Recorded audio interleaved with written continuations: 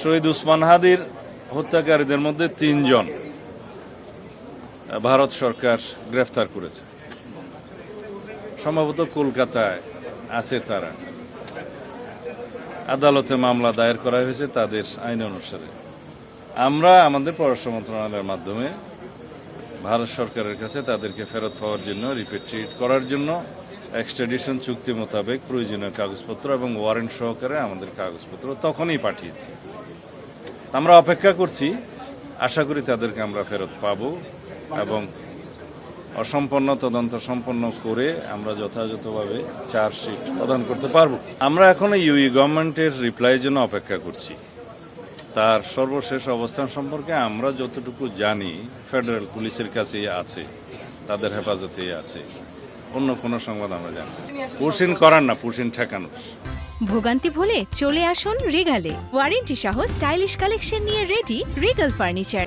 আমরা পুশিন ঠেকানোর জন্য সতর্ক আছি। আমাদের বিজিবি খুব প্রশংসনীয় কাজ করছে।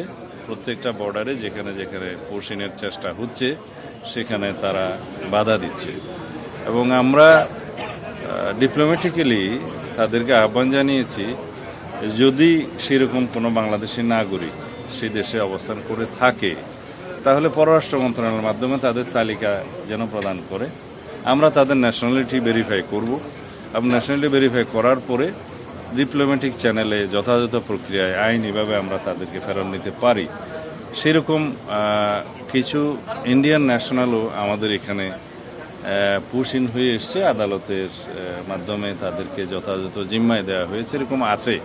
তো এটা বর্ডার ইস্যুটা দুই দেশের মধ্যে সবসময় একই রকম অবস্থায় থাকে তেমন নয়। তো যেহেতু পশ্চিমবঙ্গে একটা নির্বাচন হয়েছে, নির্বাচন পরবর্তী যে নতুন ওখানে স্টেট গভর্নমেন্ট আসীন হয়েছে, তাদের কিছু হয়তো নির্বাচনী এজেন্ডা ছিল, সেই হিসাবে হয়তো তারা এটা প্রদর্শন করতে পারে যে তারা বিদেশি নাগরিক থাকলে করবে, ফেরত পাঠাবে। বাট এই প্রক্রিয়াটা যথাযথ নয়। যে কাউকে ধরে বর্ডারে পুশিন করিয়ে দেওয়া, এটা যথাযথ প্রক্রিয়া নয়। যদি সেরকম কোনো নাগরিক আমাদের থাকে সেই দেশে, তাদের তালিকা করে পররাষ্ট্র মন্ত্রণালয়ের মাধ্যমে পাঠাতে পারে।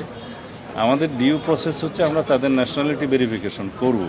যদি সেরকম হয় আমরা আইনি প্রক্রিয়ার মাধ্যমে তাদেরকে ফেরত আনতে পারি।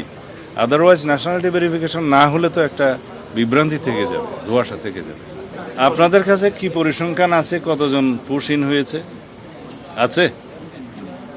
আমাদের কাছেও আপনাদের এই যে সংখ্যা উল্লেখ করছেন সেরকম কোনো সংখ্যা নাই। আমরা একজনকেও পুশিন হতে দেইনি। আমাদের বিজিবি সতর্ক অবস্থায় আছে।